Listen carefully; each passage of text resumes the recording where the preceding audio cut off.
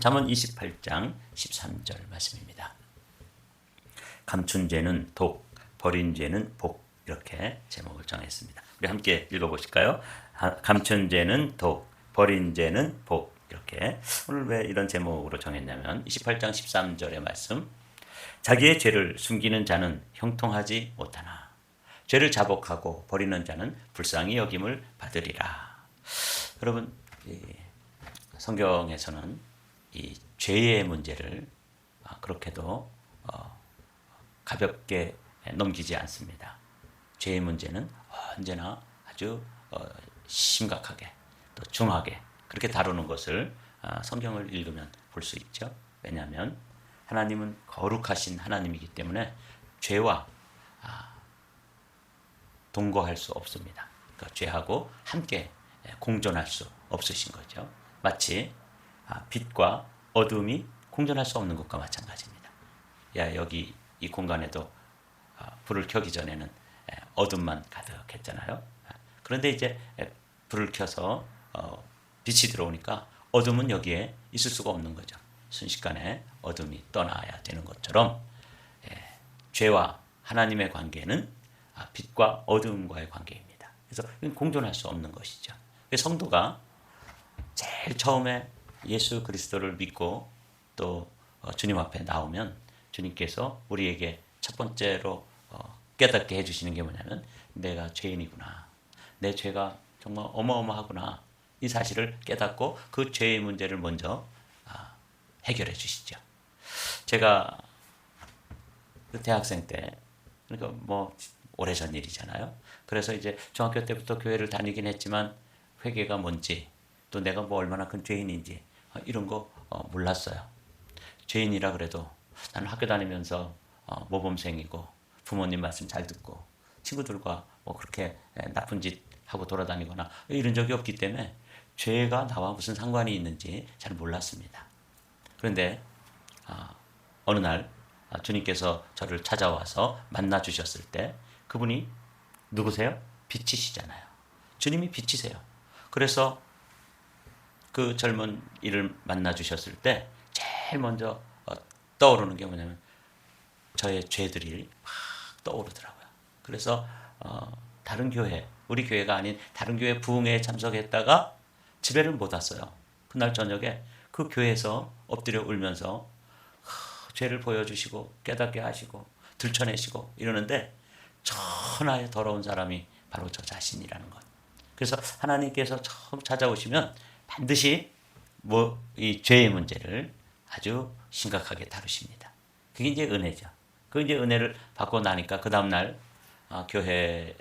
교회에서 다른 교회에서 이제 아침에 탁 나왔는데 세상이 달라진 거예요. 태양도 그 태양이고 나무들도 그 나무고 하늘에 떠다니는 구름 또 새들 다 그게 그거지만 내 존재 자체가 죄를 그렇게 회개하고 새벽에 나왔을 때 이 세상이 달라 보이는 거예요. 제일 기억나는 게 그 나뭇잎들이 막 그렇게 바람에 살랑살랑 이렇게 막 움직이는데 그 나뭇잎들이 다 저에게 말을 거는 것처럼 보이고 그렇게 느껴지고, 막 그 내 안에 그 덕지덕지 쌓여있던, 알고 또 때로는 모르고 지었던 모든 죄들을 그렇게 사함받고 씻어내고, 그리고 그 아침에 나왔을 때 그 태양빛도 다르고 그 태양빛에 비춰서 그 반짝이는 나뭇잎들도 다르고 떠가는 구름도 조차 다르고 온전히 달라지는 거죠. 이게 이제 죄의 문제를 주님께서 해결해 주셨을 때에 누렸던 큰 복입니다. 그리고 이제 주님께서 저를 은혜도 주시고 또 전도할 마음도 주시고 또 이렇게 목회자가 되도록 불러주시고 그런 일들을 하시더라고요. 여기 솔로몬이 제 잘못을 감추고 잘 될 리 없다. 이 죄와 공존해가지고 이 성도도 빛이신 주님을 만나고 빛이신 하나님이 나의 주님이 된 이후에는 이 죄와 공존하는 것은 사실 불가능합니다. 우리가 연약하기 때문에 순간순간 넘어지기도 하고 또 옛 습관으로 돌아가기도 하고, 그래서 거기서 허우적거릴 수 있는 존재지만, 그러나 주님께서는 그것 해결하도록 해주시고 또 문제로 그것을 깨닫게 하시고 그리고 돌이켜 주시죠. 그게 이제 하나님의 은혜입니다. 제 잘못을 실토하고 손을 떼어야 그때부터 동정, 하나님이 긍휼히 여기시고 은혜도 주시고 또 복도 주시는 거죠. 그래서 오늘 제목이 뭐예요? 감춘 죄. 내가 죄를 품고 계속해서 그 죄 가운데 먹고 마시고 있으면 그 죄는 우리에게 뭐가 된다고요? 독이 된다. 그러나 버린 죄, 내가 그 죄의 문제와 단절을 하고 죄를 끊어버리고 죄를 회개하고 이렇게 죄를 버리면 버린 죄는 복이다. 감춘 죄는 독이지만 감춰놓고 뭐 사람들은 모르죠. 제가 여러분들을 어떻게 지난 하루 동안 또 지난 한 주간 동안 2주간 동안 살았던 삶의 그 모습을 저는 전혀 모릅니다. 우리 같은 수준이니까. 그런데 주님은 아시잖아요. 근데 그 주님은 죄를 감춰놓고 그 문제를 해결하지 않고 있으면 그 다음 단계로 못 나가는 거예요. 건강 해결해 주실 수가 없죠. 재물 축복해 주실 수가 없는 거예요. 그래서 감춘 죄는 독, 버린 죄는 복. 오늘 이 말씀을 꼭 기억해 두십시오. 오늘 이 본문 말씀을 공동번역은 방금 읽은 것처럼 제 잘못을 감추고 잘 될 리 없다. 제 잘못을 실토하고 손을 떼어야 동정을 산다. 손을 떼어라. 손절해야 되는 거죠. 죄를 붙잡고 있으면서 하나님 긍휼을 베풀어 주세요. 이게 동정이잖아요. 불쌍히 여겨 주세요. 치유해 주세요. 회복해 주세요. 그러면 이쪽 손으로는 죄를 잡고 있으면서 이쪽 손으로 주님한테 매달려 봤자 주님의 긍휼하심을 얻을 수가 없다. 말이에요. 자, 위에 하이라이트 한번 읽어보죠. 죄, 그러면 여러분들이 읽으십시오. 죄, 숨긴 자는 멸망이요 고백한 자는 생명이다. 오늘은 이 죄에 대해서 제가 몇 가지 이렇게 경구처럼 여러분들이 기억하기 쉽고 그렇다. 감춘 죄는 독이지만 버린 죄는 복인 것처럼 숨긴 자는 망하는 거예요. 그렇기 때문에 주님께서 우리를 찾아오셔서 제일 먼저 하시는 게 뭐냐면 죄를 들춰내고 죄를 회개하도록 하시고 죄를 버리도록 그렇게 우리 마음속에 깨달음을 주시고 빛을 비춰주시고 회개의 자리로 인도해 주셔서 제가 그 젊은이가 죄를 졌으면 얼마나 졌고 또 뭐 하나님 앞에 잘못했으면 뭐 그렇게 잘못했겠어요. 근데 아니에요. 존재 자체가 죄악 덩어리이기 때문에 아무리 세상에서 자기 자신이 모범생이고 학교에서 선생님 말씀 잘 듣고 또 부모님 말씀 잘 듣고 친구들 보기에는 뭐 괜찮아 보여도 하나님께서 생명의 빛을 비춰주시니까 얼마나 더럽고 추악한지. 여러분 이 공간도 마찬가지잖아요. 제가 토요일마다 이렇게 백큐을 해가지고 그냥 뭐 그런 것처럼 보이지만 사실은 저런 구석구석 치워가지고 보면 먼지가 그냥 아주 켜켜이 쌓여 있고 뭐 정말 도와줄 수가 없는 것 그런 공간이잖아요. 그런 거 마찬가지입니다. 그래서 숨긴 자는 멸망이요 고백한 자는 생명이다. 이 아침에 여러분 이 죄의 문제, 죄 버려야 되는 거예요. 죄는 상처라면 그 안에 들어있는 고름이에요. 그러니까 고름은 살이 되지 않잖아요. 어쨌거나 그 고름을 짜내고 고름에다가 옛날에 뭐 이렇게 좀 종기가 좀 깊으면 거기다 아예 심지를 박아서라도 고름을 짜내고 그래서 그게 해결돼야지만 새살이 돋잖아요. 숨긴 죄는 멸망이에요. 아무리 고름을 뭐 잘 간직하고 겉에를 잘 싸매고 그래도 속으로 썩어 들어가는 것을 이 죄라고 생각해 보면 이 죄의 문제를 이 아침에는 왜 이렇게 주님께서 이 지혜자를 통해서 주시는 말씀이 준엄한지 여러분들이 여러분 자신에게 적용을 하면서 이 말씀을 빗전으로 들으시면 안 됩니다. 그럼 망하는 거예요. 숨긴 자는 멸망, 고백자는 생명. 이 멸망과 생명 두 가지를 기억해 보십시오. 이 죄의 문제에 대해서 대표적인 한 사람, 죄의 문제를 정말 해결받고 그 감동과 감격으로 살았던 사람이 누구냐면 다윗이에요. 그 다윗이 우리가 함께 이제 믿음의 하나의 이렇게 본이 될 수 있는 그런 사람이에요. 그럼 완벽한 사람이 아니었습니다. 그런 예쁜 여자 보고 넘어졌어요. 그 죄를 감추기 위해서 살인을 했어요. 흉악한 놈이죠. 자, 그런데 여기 그가 이 죄의 문제를 해결하고 나서 고백하는 시를 한번 보십시오. 시편 32편 함께 읽어보실까요? 내가 입을 열지 아니할 때에 종일 신음함으로 내 뼈가 쇠하였도다. 그래서 이 하나님의 자녀예요. 우리로 말하면 크리스찬이에요. 그런데 이쁜 여자 때문에 밧세바 때문에 엎어진 거예요. 넘어졌어요. 그럴 수 있나? 그럴 수 있는 거예요. 왜 그래요? 인간이 죄를 용서받고 하나님 자녀가 됐음에도 불구하고 우리 안에 죄의 성품, 그 죄의 속성이 아직도 DNA 속에 아주 그냥 다 알알이 박혀 있기 때문에 다윗도 넘어지고 또 목회자들 중에서 아주 신령한 신실한 목회자들도 순간순간 넘어지는 거예요. 그런데 중요한 것은 넘어지는 것은 누구나 넘어진다. 근데 중요한 것은 그 넘어진 후에 그 문제를 해결하느냐, 그냥 붙들고 있느냐, 드러내느냐, 숨기고 있느냐, 회개하느냐, 아직도 그걸 고름과 같은 죄를 품고 있느냐, 이게 이제 관건이에요. 다윗도 실수할 수 있고 우리도 실수할 수 있습니다. 신령한 그런 기도 많이 하는 그런 목회자들도 순간 넘어질 수 있어요. 그것 인간이기 때문에 그렇습니다. 그런데 주님은 그런 연약한 우리 인생들을 향하여 회개라고 하는 이 은총을 베풀어 주셨어요. 내가 입을 열지 아니할 때 종일 신음하고 뼈가 쇠하였다. 뭐 뼈까지 마르는 거죠. 왜냐하면 이게 죄라는 걸 아니까. 주님께서 오셔서 계속해서 그 마음에 그 영혼에 울림을 주시잖아요. 너 그거 품고 살면 죽어. 그건 멸망이야. 그것 때문에 너 인생 끝나는 거야. 하고 다윗에게 계속 들려주시는데 어떻게 다윗이 평안 가운데 있을 수 있겠어요? 죄 고백하지 않으면 무덤이고 고백하면 생명의 샘이다. 오늘 아침에 이런 말씀, 이거 끝까지 붙들고 있으면 그건 무덤이구나. 그 안에 시신이 가득 들어있고 시신이 썩어있는, 제가 고름이라 그랬는데 그냥 죽음이에요.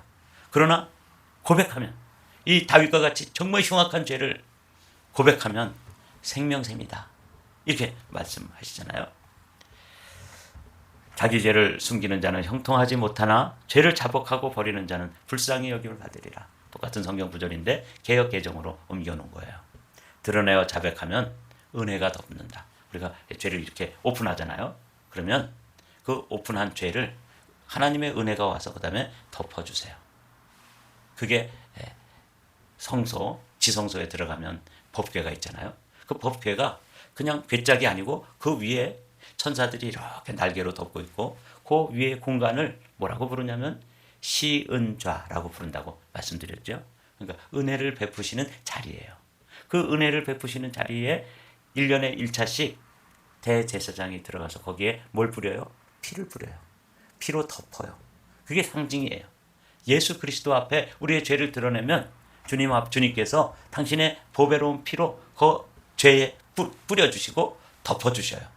뿌리고 바르고 덮어주시는 순간에 우리는 죄가 사해지는 거예요. 은혜가 덮는다 이거죠. 탕자의 비유 말씀을 옮겨봤습니다. 아들이 아버지에게 말하였다. 아버지, 내가 하늘과 아버지 앞에 죄를 지었습니다. 이제부터 나는 아버지의 아들이라고 불릴 자격이 없습니다. 그래서 하나님 자기 아버지한테 와서 나는 이제 아들이라고 불릴 자격도 없습니다. 그리고 자기의 허물, 자기가 아버지 앞에 불효했던 것, 그리고 아버지의 유산을 가져가서 다 허랑방탕하게 써버린 것, 이거 아버지 앞에 드러냈잖아요. 오픈했어요. 그랬더니 어떻게 되는지 보십시오. 그러나 아버지는 종들에게 말하였다.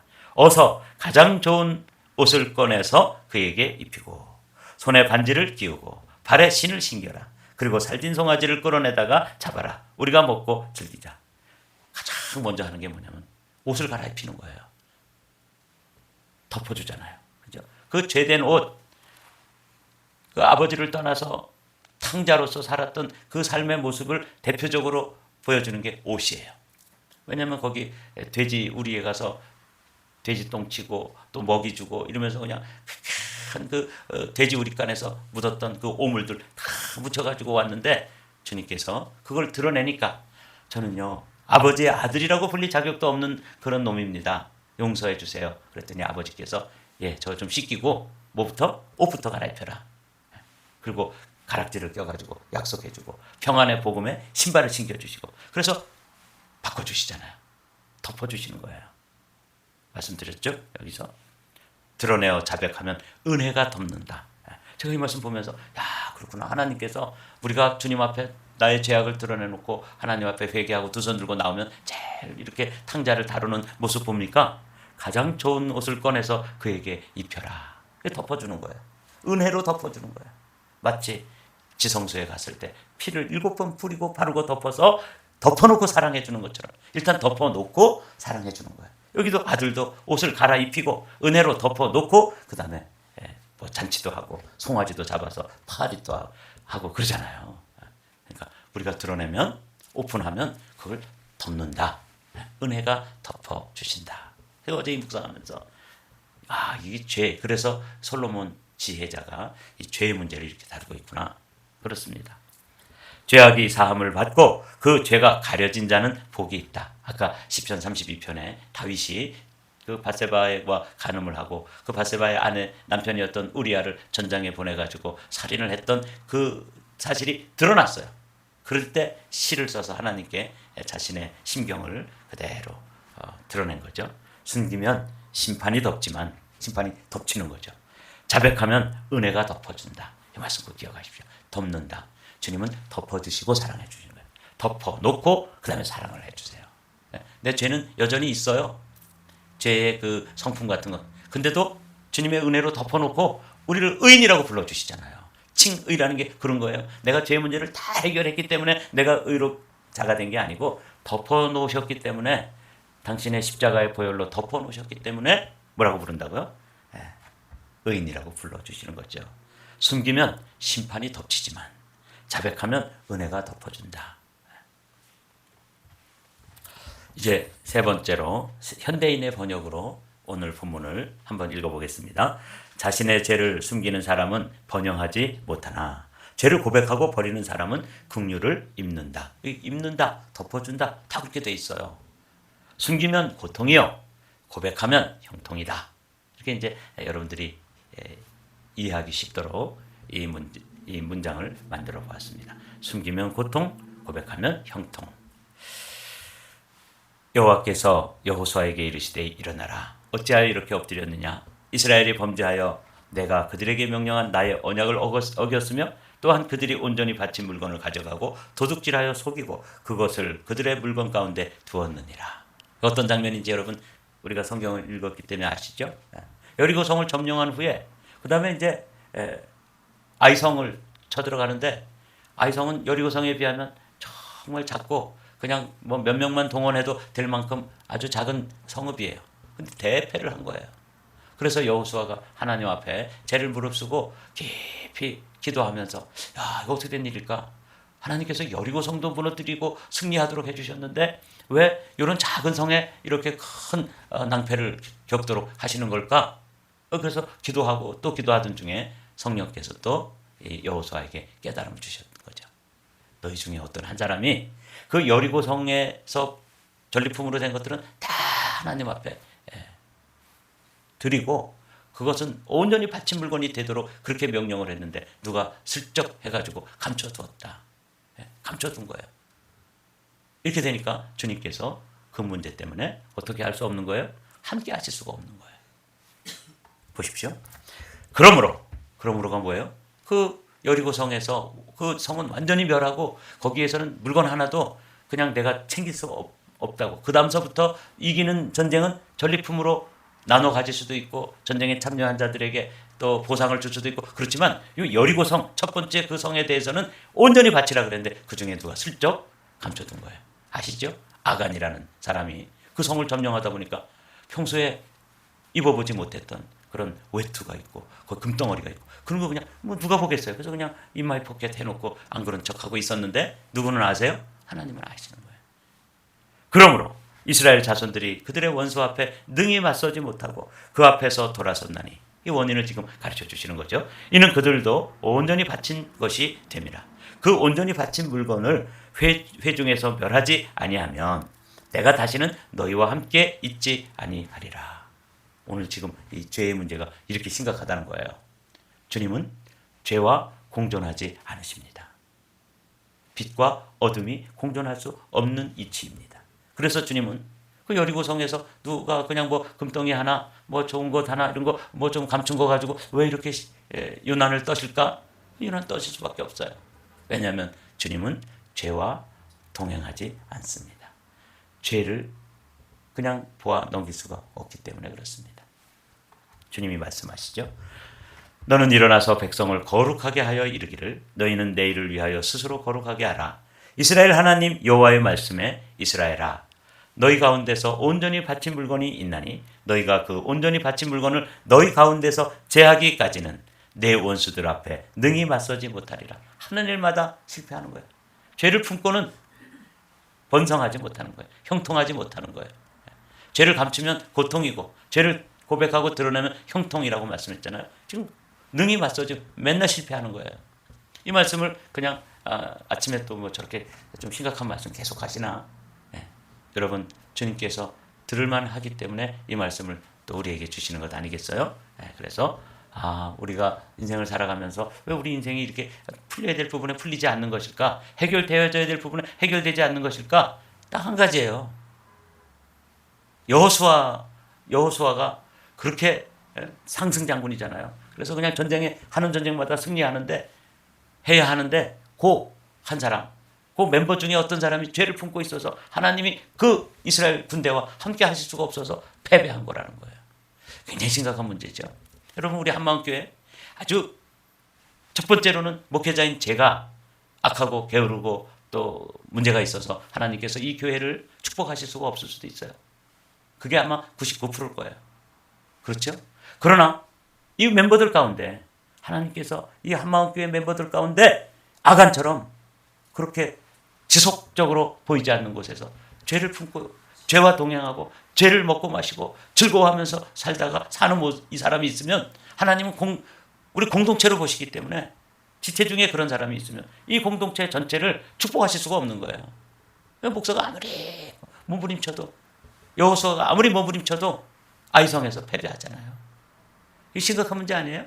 그래서 오늘 이렇게 심각하게 다루는 것입니다.